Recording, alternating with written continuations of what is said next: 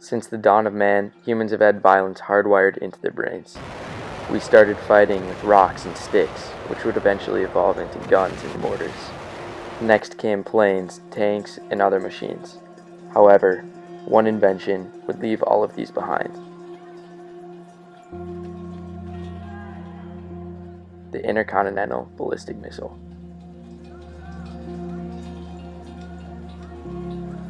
ICBMs combine the destruction of the most powerful weapon, the atomic bomb, with revolutionary breakthroughs in both the speed and the range in which the bomb is delivered.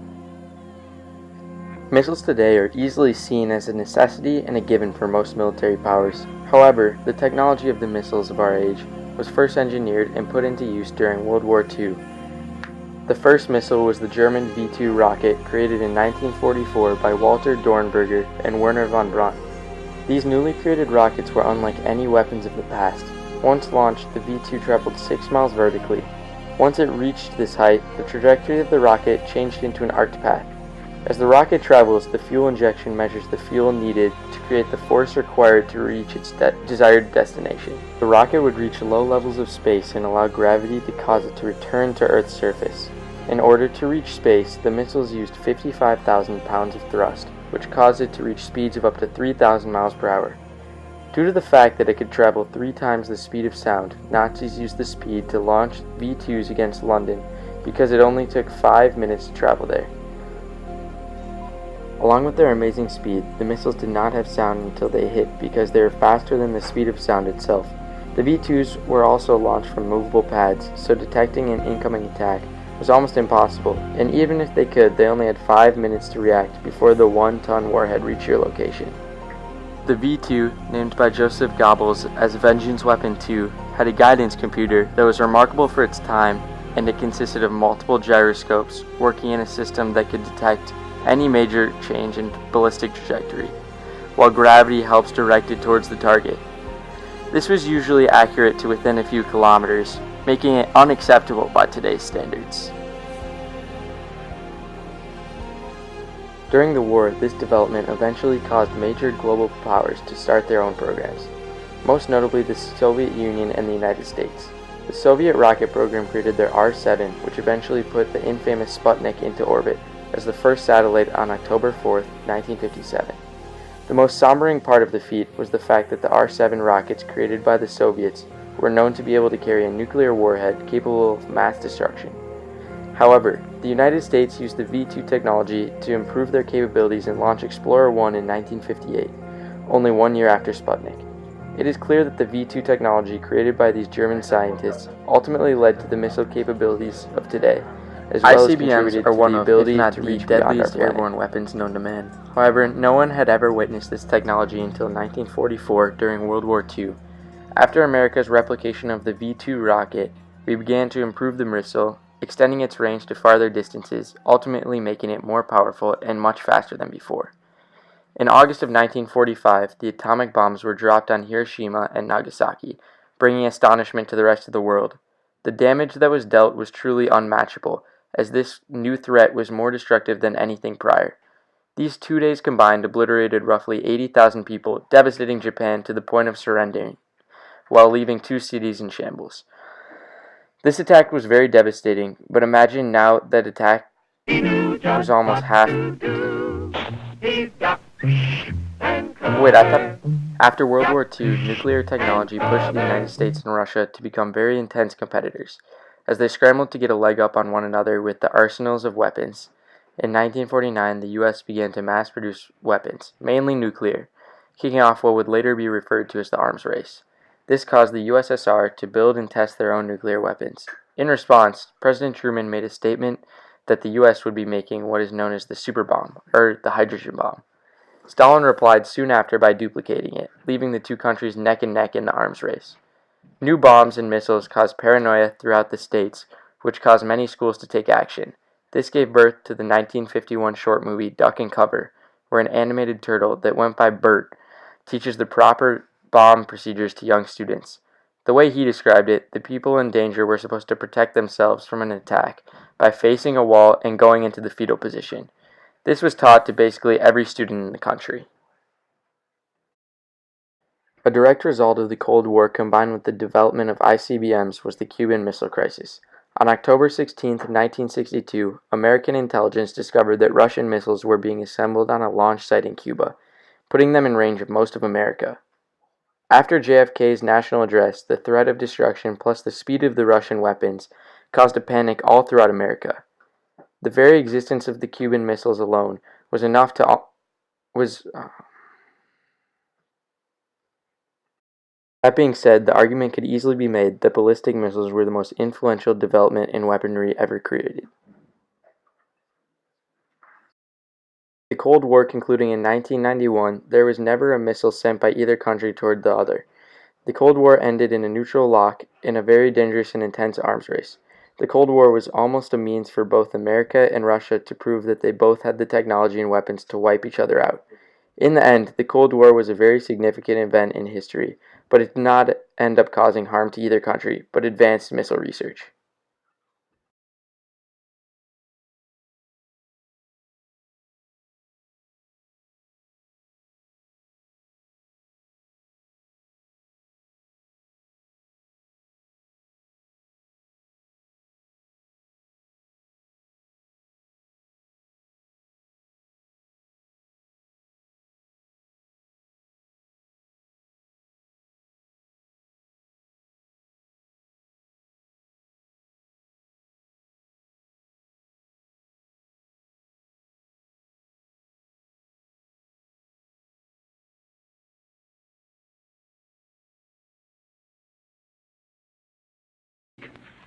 Unmistakable evidence has established the fact that a series of offensive missile sites is now in preparation on that imprisoned island.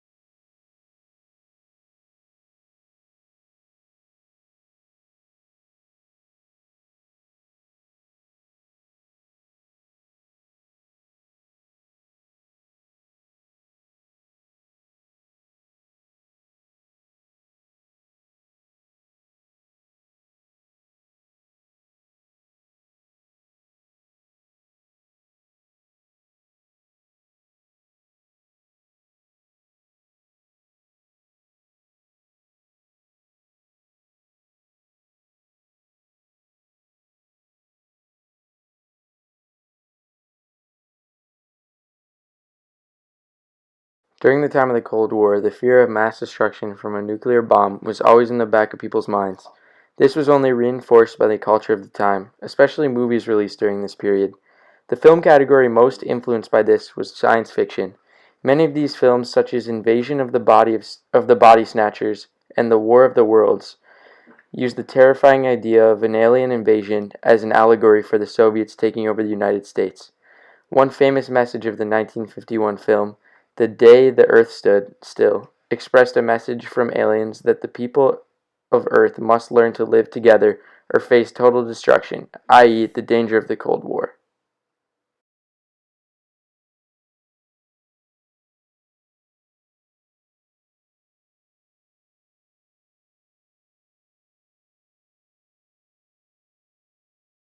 However, science fiction was not the only popular film industry of this time. Spy movies with Soviet antagonists were becoming very popular and would continue until this day.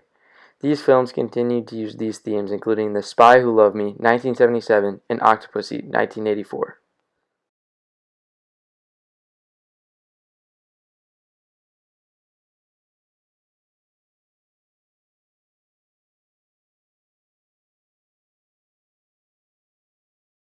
Since the invention of intercontinental ballistic missiles, many new rules and changes have been made for dealing with these missiles and their structure.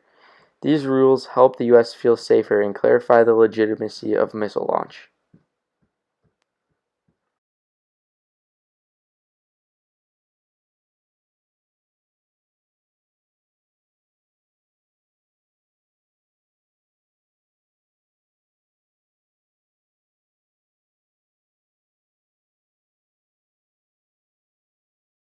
For starters, the two-man rule is a very intuitive concept that requires two people to agree before signing off on a missile strike.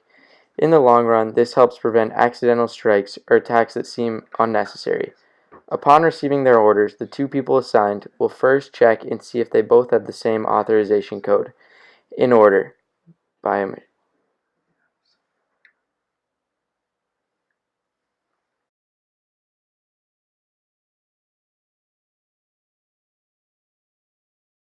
If these codes are correct, then they will look over the plan and launch the missile. This is one of many things that countries do everywhere to try and eliminate false launches. Another way that America is making changes is by implementing anti-ballistic missiles, or ABMs. ABMs are made to protect America from missiles. We track and intercept them while inbound. The Anti-Ballistic Missile Treaty was made with Russia during the Cold War. It permitted two sites of 100 stationary missiles to help protect the capitals. But after Bush withdrew from the treaty, America became independent and became able to choose its own amount of defense weapons.